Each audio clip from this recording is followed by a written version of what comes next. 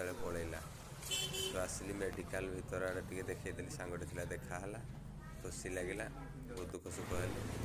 ସେଠୁ ଫେରିଲା ବେଳେ ରାସ୍ତାର ନଜାରା ଟିକେ ଦେଖେଇଲି, ଏଠୁ ପାର୍କଟା ଟିକେ ଦେଖେଇଦେଲି। ସେଠୁ ଖେଳ ପଡ଼ିଆ ସାଇଟ୍ କାନ୍ଥରେ ଲାଗିକି ଅଛି। ଇଏ ଆମର ହେଇଗଲା ତହସିଲ ଅଫିସ୍, ଇଏ ଆମର କୋର୍ଟ। ତାପରେ NSC ଅଫିସ୍ ଆଡ଼େ ଟିକେ ବୁଲି ଯାଇଲି, ଏଠି ଦେଖିଲି ଗାନ୍ଧୀ ଛକ। ଏଠି ତ ଆମର ପୁରା ଲାଗିଛି ଖାଲି ଉପର ଭାଗ କର୍ପୋରେଟ୍ ଅଫିସ୍ ଅଛି।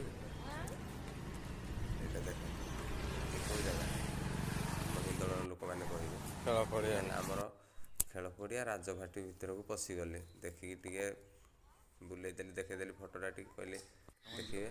ତା ପାଖରେ ଲାଗି ରହିଛି ଆମର ଜଗନ୍ନାଥ ମନ୍ଦିର ଲାଗି ରହିଛି। ସେଠୁ ଆସିଲି ହିନ୍ଦୋଳ ଲିଙ୍ଗିତ ଅଞ୍ଚଳ ଶିବ ମନ୍ଦିରରେ ଟିକେ ଦେଖେଇଦେଲି। ଶିବ ମନ୍ଦିରର ନଜାରାଟା, ନନ୍ଦୀଜିଙ୍କର କାନାଡ଼ା ବ୍ୟାଙ୍କ ତା ପାଖରେ ଲାଗି ରହିଛି ଥାନା। ସେଠୁ ଗଲାବେଳକୁ ରାସ୍ତାର ନଜାରାଟା ବି ଟିକେ ଦେଖେଇଦେଲି।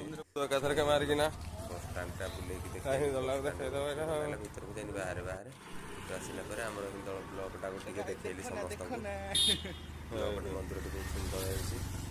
ତାପରେ ଜାତୀୟ ପତାକା ପୁରା ଆମର ଦେଖିଲି ପୁରା ଫରଫର ଉଡ଼ୁଛି। ସାଙ୍ଗେ ସାଙ୍ଗେ ସେଠି ଟିକେ ଦେଖିଦେଲି ମହାତ୍ମା ଗାନ୍ଧୀଙ୍କର ଗୋଟେ ବଢ଼ିଆ ନଜାରା ଥିଲା, ଆଇ ଲଭ୍ ହିନ୍ଦୋଳ।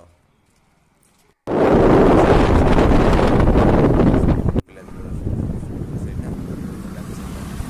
ଆସିଲା ବେଳକୁ ପାଣି ଟାଙ୍କି, ଏଇଟା ହେଲା ଆମ ଗାଁର ପାଣି ଟାଙ୍କି। ପୋଖରୀ ଏପଟ ସାଇଡ଼୍ରେ ଆମର ଶନିଦେବ ଅଛନ୍ତି, ଜୟ ଶନିଦେବ।